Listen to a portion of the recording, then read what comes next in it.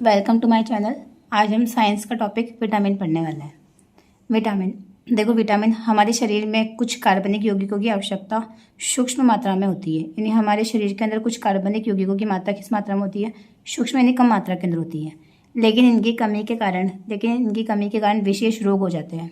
इन यौगिकों को अपन क्या बोलते हैं? इन यौगिकों को हम विटामिन कहते हैं। मतलब हमारे शरीर में कुछ कार्बनिक यौगिक है, उनकी आवश्यकता हमारे शरीर को कम होती है, लेकिन फिर भी अगर उनकी कमी हो जाए ना तो उनकी कमी से हमें कुछ रोग हो जाते हैं, विशेष रोग। और इन यौगिकों को अपन क्या बोलते हैं? विटामिन कहते हैं। विटामिन, देखो अधिकांश विटामिनों का संश्लेषण हमारे शरीर द्वारा नहीं किया जा सकता है। मतलब अधिकांश विटामिन का संश्लेषण हमारे शरीर द्वारा नहीं किया जा सकता है, लेकिन पौधे लगभग सभी विटामिनों का संश्लेषण करते हैं। तो देखो मतलब स्टेटमेंट वाले कभी सवाल आ जाए तो उसके अंदर इसके लिए हमें ध्यान रखना है कि अधिकांश जो विटामिन है ना, विटामिनों का संश्लेषण हमारे शरीर मनुष्य शरीर द्वारा नहीं किया जा सकता है, लेकिन पौधे लगभग सभी विटामिनों का क्या कर सकते हैं? संश्लेषण कर सकते हैं।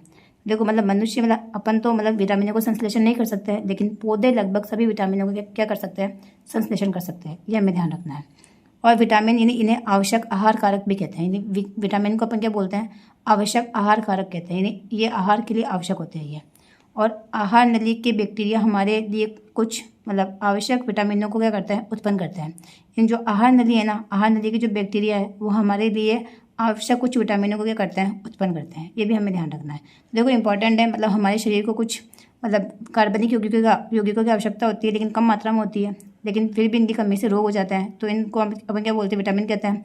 और हमारे शरीर इसको संश्लेषण नहीं कर सकता, लेकिन पौधे लगभग सभी विटामिनों को क्या करते हैं? संश्लेषण करते हैं। और इन्हें आहार कारक भी कहते हैं। मैं ध्यान रखते हैं, इन्हें अपन क्या बोलते हैं? आहार कारक भी कहते हैं। और आहार नली के बैक्टीरिया भी हमारे लिए आवश्यक कुछ विटामिनों का क्या करते हैं? उत्पन्न कर सकते हैं। अब देखो विटामिन दो तरीके होते हैं। जल तथा वसा में विलेयता के आधार पर विटामिन कितने प्रकार के होते हैं? दो प्रकार के। दो प्रकार कौन कौन से हैं? तो देखो दो प्रकार कौन कौन से हैं? एक तो है वसा में विलेय विटामिन, और एक कौन सा हो जाएंगे? जल में विलेय विटामिन। यहाँ से भी क्वेश्चन बनता है। तो देखो वसा में विलेय विटामिन कौन कौन से हैं? तो ए डी ई के ये वसा में विलेय विटामिन हो जाएंगे। और जल में विलेय विटामिन कौन सा हो जाएंगे? तो बी वर्ग के विटामिन जितने भी है तथा सी, यानी बी और सी जो है ना वो किसमें विलय है? जल में विलेय विटामिन हो जाएगा।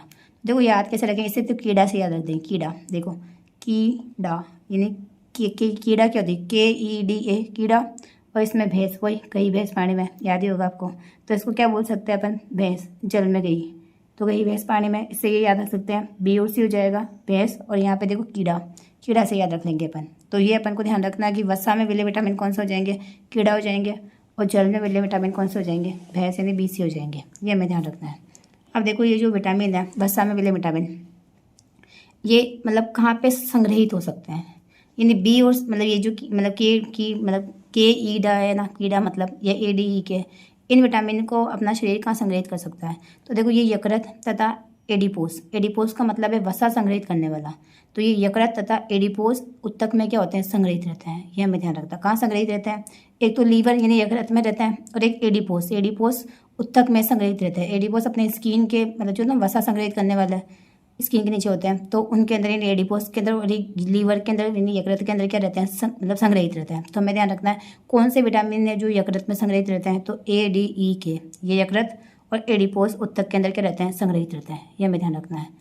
और जबकि ये दूसरे विटामिन कौन से हैं? बी और सी, जल में विलेय विटामिन। तो देखो इनका भी हमें ध्यान रखना है कि जल में विलेय विटामिन की पूर्ति आहार में नियमित होनी चाहिए। जो जल में विलेय विटामिन है ना वो नियमित रूप से अपन को लेने चाहिए, नियमित इनकी पूर्ति होनी चाहिए। क्यों? क्योंकि ये आसानी से मूत्र के साथ उत्सर्जित हो जाते हैं। लेकिन क्यों? क्योंकि ये देखो अगर अपन रेगुलर नहीं लेंगे तो ये क्या होता है? ये मूत्र के साथ निकल जाते हैं, तो उसके बाद अपने शरीर में इसकी कमी हो जाएगी। तो हमें ध्यान रखना है कि जो जल में विलेय विटामिन है ना, इनकी पूर्ति आहार में नियमित होनी चाहिए, क्योंकि ये आसानी से मूत्र के साथ उत्सर्जित हो जाता है। और हमारे शरीर में B12 के अतिरिक्त विटामिन संचित नहीं किए जा सकते हैं। यानी विटामिन जो B12 है ना, B12, इसके अलावा बाकी विटामिन को अपना शरीर में जो जलने वाले विटामिन उनको ये संचित नहीं कर सकता है। तो देखो इंपॉर्टेंट बात है कि हमारे शरीर में B12 के अतिरिक्त विटामिन संचित नहीं किए जा सकते हैं। यानी जो अपने जल में विलेय विटामिन है ना, उसमें से B12 ही संचित हो सकता है, बाकी वो संचित नहीं कर सकता है। ये भी हमें ध्यान रखना है, इंपॉर्टेंट नहीं है हमारे लिए। अब देखो बाकी जो विटामिन, अपने जितने भी विटामिन है उनकी कमी से कौन कौन से रोग हो जाते हैं, इसका क्वेश्चन भी बनता है। और इनके जो नाम होते हैं इनका क्वेश्चन भी बनता है, मिलान के अंदर पूछा जा सकता है। देखो जैसे विटामिन A है, विटामिन ए को अपन क्या बोलते हैं, रेटिनॉल कहते हैं। तो मिलान वाले क्वेश्चन भी आ जाते हैं कि भाई विटामिन ए है, इसका रासायनिक नाम क्या है, तो रेटिनॉल है इसका नाम। क्या है, विटामिन ए का नाम क्या है, रेटिनॉल है। और इसकी कमी से मतलब रोग कौन सा होता है, तो देखिए इसकी कमी से एक तो जीरोफ्थेलिया होता है। क्या होता है, जीरोफ्थेलेमिया बोलते हैं उसे अपन, जीरोफ्थेलेमिया। और एक कौन सा होता है, रतुंधी। जीरोफ्थेलेमिया क्या होता है, तो आँखों के कॉर्निया का कठोरीकरण, यानी आँखों का जो कॉर्निया है उसका क्या हो जाता है, कठोरीकरण। और ये रतुंधी का मतलब क्या है, रात्रि अंधता, यानी रात में दिखाई नहीं देता, मतलब जो कहते हैं ना, ये मतलब धीमे प्रकाश में दिखाई नहीं देना, तो रात्रि में दिखाई नहीं देना तो कौन सा हो जाएगा, रतुंधी हो जाएगा। और जीरोफ्थेलेमिया क्या होता है, ये आँखों के कॉर्निया का कठोरीकरण कहते हैं इसे, मतलब आँखों का सूखापन कहते हैं इसे, किसे, जीरोफ्थेलेमिया का। तो ये हमें ध्यान रखना है। और देखो मैंने कहा रतुंधी मतलब धीमे प्रकाश में दिखाई नहीं देना, उससे अपन क्या बोलते हैं, रतुंधी कहते हैं। धीमे प्रकाश में दिखाई नहीं देता है, उससे अपन क्या कहते हैं, रतुंधी कहते हैं। देखो रतुंधी, रेटिनॉल, ये तो याद रह जाएगा, रेटिनॉल की कमी से क्या हो जाएगा, रतुंधी। और जीरोफ्थेलेमिया ये भी याद रखना, ये भी आँखों, यानी दोनों ही आँखों से संबंधित ही रोग है। दृष्टि से संबंधित विटामिन कौन सा हो जाएगा अपना, विटामिन ए हो जाएगा। उसके बाद नेक्स्ट है विटामिन बी। विटामिन बी, देखो बी में बहुत सारे हैं, यानी B1, B2, B3, B5, B6, B12। तो हमें ध्यान रखना है बी में बहुत सारे हैं। तो सबसे पहले देखो B1 जो है ना, उसका नाम क्या है, थायमीन है। B1 वाले का नाम क्या है, थायमीन है।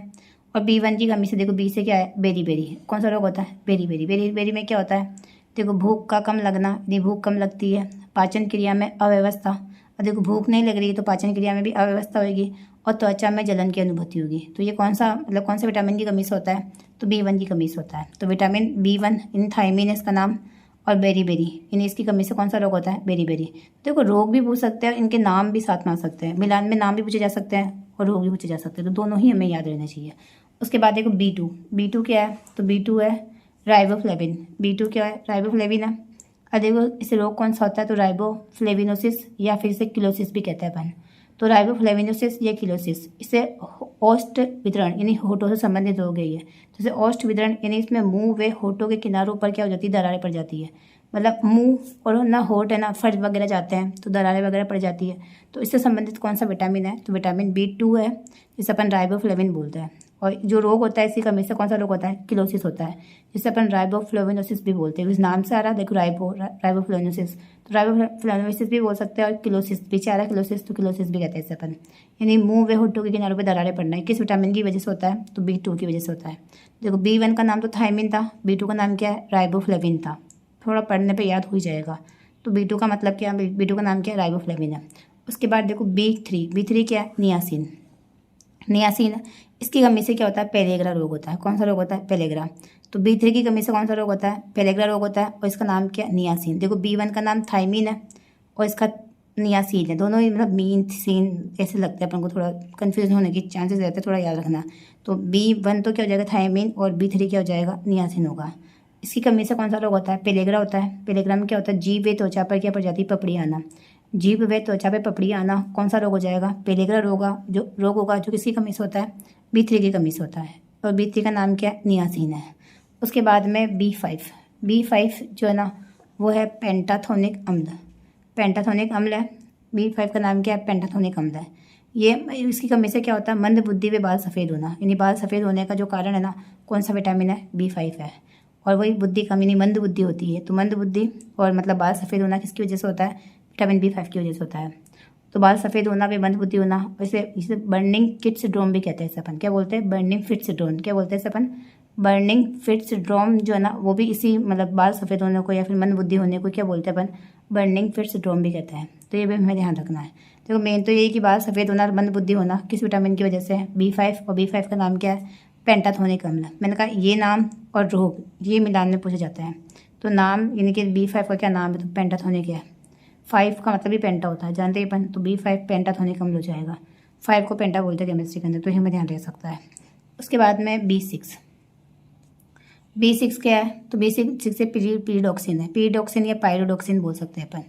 तो देखो यहाँ 6 आ रहा है, पायरोडोक्सिन, तो 6 जैसा लग रहा है अपन को। तो पायरोडोक्सिन किसका नाम है, B6 का नाम है। और इसकी कमी से क्या होता है, मरोड़ पड़ना किसकी वजह से होता है, B6 की वजह से होता है। तो ये कौन सा विटामिन हो जाएगा, B6, इसका नाम क्या है, पायरोडोक्सिन हो जाएगा। ठीक है, ये कौन सा हो जाएगा, डोक्सिन। मैंने कहा सीन मतलब 6 हो जाएगा, अपन अंदाजा लगा सकते हैं इसके अंदर। उसके बाद है B12 मतलब विटामिन B12, ये क्या है, साइनोकोबालामिन है। इसका नाम क्या है, साइनोकोबालामिन एकमात्र विटामिन है जिसके अंदर धातु पाई जाती है। इसमें देखो कोबाल्ट धातु पाई जाती है, कोबाल्ट आ रहा बीच में, तो कोबाल्ट धातु पाई जाती है इसके अंदर, ये ध्यान रखना है। और इसकी वजह से कौन सा रोग होता है, तो देखो इसको पर्णासी रक्ताल्पता या फिर इसे अपन पर्निशियस एनीमिया बोलते हैं। तो पर्निशियस एनीमिया रक्त की कमी होती है, एनीमिया का मतलब तो पर्निशियस एनीमिया यानी आरबीसी में हीमोग्लोबिन की कमी हो जाती है। तो ये किस विटामिन की वजह से होता है, तो B12 की वजह से होता है, जिससे रक्तहीनता और त्वचा में पीलापन आ जाता है। रक्तहीनता एनीमिया को रक्तहीनता बोलते हैं, यानी ब्लड की कमी हो जाती है। तो और किस ब्लड में भी क्या, आरबीसी में हीमोग्लोबिन की कमी हो जाती है। तो देखो क्या हो गया, मतलब ये पर्णासी रक्ताल्पता, ये पर्निशियस एनीमिया है, आरबीसी में हीमोग्लोबिन की कमी की वजह से होता है। तो ये हमें याद रखना है कि कौन सा है, विटामिन B12 की वजह से रक्त की कमी हो जाती है बॉडी के अंदर, ये हमें ध्यान रखना है। विटामिन सी स्कॉर्बिक अम्ल बोलते हैं सभी, इसका नाम क्या है, स्कॉर्बिक अम्ल है। और इसकी वजह से कौन सा रोग होता है, देखो स्कर्वी, तो स्कर्वी रोग होता है। स्कर्वी में क्या होता है, स्कर्वी के अंदर मसूड़ों में रक्त आना, यानी मसूड़ों के अंदर खून आने लग जाता है, ब्लड आने लग जाता है। तो विटामिन सी, इसे स्कॉर्बिक अम्ल कहते हैं। स्कॉर्बिक से स्कर्वी रोग याद रख सकते हैं अपन, और मसूड़ों में खून आना मतलब ब्लड आना इसकी वजह से होता है। अब देखो मतलब स्कर्वी में मतलब दांतों से संबंधित है, यानी मसूड़ों में खून आता है इसके अंदर। और देखो ये मतलब खट्टे फलों में पाया जाता है, जितने भी खट्टे यानी सिट्रिक वाले फल होते हैं, नींबू वगैरह, इन सब में कौन सा विटामिन पाया जाता है, विटामिन सी पाया जाता है। और ये एंटीऑक्सीडेंट का कार्य करता है। तो एंटीऑक्सीडेंट विटामिन कौन सा है, तो विटामिन सी है, ये भी हमें ध्यान रखना है। और इसका नाम क्या है, स्कॉर्बिक एसिड है, स्कर्वी रोग होता है इसकी वजह से। उसके बाद में विटामिन डी का नाम क्या है, कैल्सीफेरोल। और इसकी कमी से रोग क्या होता है, रिकेट्स या फिर ओस्ट्रोमलेशिया।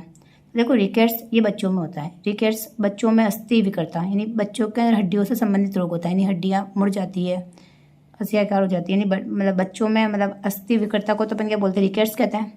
और ओस्ट्रोमलेशिया या फिर इसे अस्थि मृदुता, ये वयस्कों में जोड़ों में दर्द होता है, यानी वयस्कों के अंदर होता है, उसे तो क्या बोलते हैं, ओस्ट्रोमलेशिया बोलते हैं और ऑस्टियो मृदुता कहते हैं। और मतलब रिकेट्स ये बच्चों में हो जाती है, मतलब वयस्कों के अंदर जोड़ों में दर्द वगैरह होता है, ये भी इस विटामिन की वजह से होता है।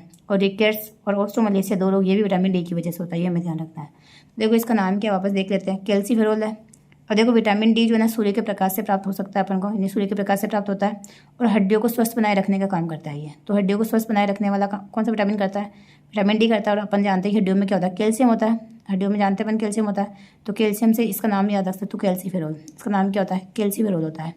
और देखो हड्डियों से संबंधित रिकेट्स, यानी बच्चों में हड्डी, अस्थि मतलब हड्डी होती है, तो मतलब बच्चों में हड्डियों से संबंधित विकृता उत्पन्न करता है, जैसे अपन ऑस्ट्रोमलेशिया या मतलब ये अस्थि मृदुता भी बोलते हैं। और वयस्कों के अंदर भी हड्डियों में मतलब ना जोड़ों में दर्द वगैरह होता है, तो ये सब किस विटामिन की वजह से होता है, तो विटामिन डी की वजह से होता है। तो ये सूर्य के प्रकाश से प्राप्त होता है और हड्डियों को स्वस्थ बनाए रखने के लिए आवश्यक होता है, इसलिए इसका नाम क्या है, कैल्सीफेरोल है, विटामिन डी। इसके बाद में विटामिन ई, इसे टोकोफेरोल कहते हैं। और ये भी एंटीऑक्सीडेंट विटामिन है, यानी अभी अपन ने पढ़ा था विटामिन सी, वो भी एंटीऑक्सीडेंट विटामिन था, ये भी एंटीऑक्सीडेंट विटामिन है।